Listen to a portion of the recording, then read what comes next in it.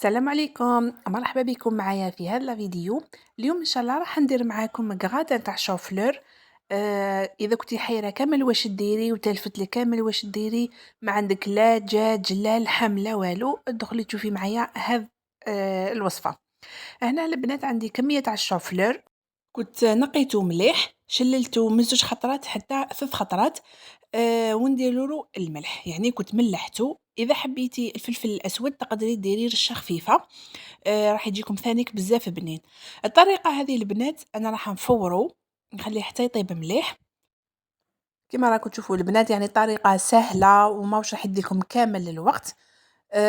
أنا هنايا درتو مع الحشية، كانت تلفت لي كامل أنا ثاني واش ندير، قلت والله غير ندير لهم معايا هذه الوصفة، هكا واحد يكون حاير.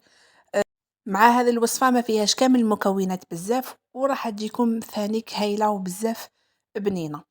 الخطوة اللي نديرها أنا البنات كان لي يغطوا يعني كي ديري حاجة تفورو كامل، أنا هنايا الخطوة تاعي أنا نغطيه بالالومنيوم باش يطيب لي بالخف وما يديليش الوقت. كان اللي يديروا يعني الخطأ ديريكت على الخضرة تاعهم، كل وحدة والطريقة تاعها. أنا ندير هذه الطريقة ومن بعد بالغلاق تاع الكسكس يعني نزير مليح في الأطراف باش ما يخرجليش الفوار. هذه هي البنات، نخليه هنايا يعني ندير كلش بارد في بارد ونخليه يطيب.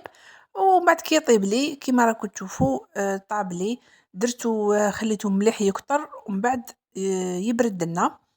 كنت هنايا دهنت المول تاعي بشوية تاع زبدة، وهنايا عندي الحليب باش ندير البيشاميل. البيشاميل أنا دايرتها معاكم شحال من خطرة في القناة. اليوم البيشاميل هذه راح نديرها لكم خفيفة، تقدروا ديروها حتى مع لي بات البنات، بزاف هايلة. هنا ما حبيتش نعقدها بزاف، حبيت هذاك الشوفلور يجي مشمخ من التحت يعني ومن الفوق كامل بالبيشاميل. ما تنسوش البنات رابولها جوز تطيب، راح تعطيكم بنة هايلة. شوفوا البنات يعني طريقة بزاف بزاف سهلة والمكونات عندنا كامل في البيت. نفرغ الشوفلور تاعي هذاك في المول كما راكم تشوفوا. من بعد نديروا الفرماج، يعني ما درت لا دجاج ما درت والو. وراح هذا الوصفه يا البنات تجربوها بزاف عيله. وكاين بزاف طرق تاع الكغاتان تاع الشوفلور، كاين ألف وألف طريقه. ان شاء الله في فيديوهات قادمه نحط لكم كل خطره نحط لكم وصفه. نكمل نفرغ كامل هذه البيشاميل تاعي، يعني كي تشوفها شاكا راح تنشف. ومن بعد ندير الفرماج رابي تاعي عادي. وإذا كنتِ متعودة ديري البيشاميل تاعك ثقيلة، يعني تكون ثقيلة مليح، تقدري ديري كيما درت أنا، ديري غير الشوفلور وفرغي من الفوق البيشاميل بلا ما تخلطي. أنا حبيت نديرها اليوم خفيفة شوية باش تجيني من تحت، يعني كما قلت لكم بيشاميل في الوسط ومن الفوق. هذه هي طريقة سهلة بزاف بنينة. هنايا شوفوا البنات درت الفرماج رابي تاعي ونديرو يحمر لي غير من الفوق، هذا ما كان.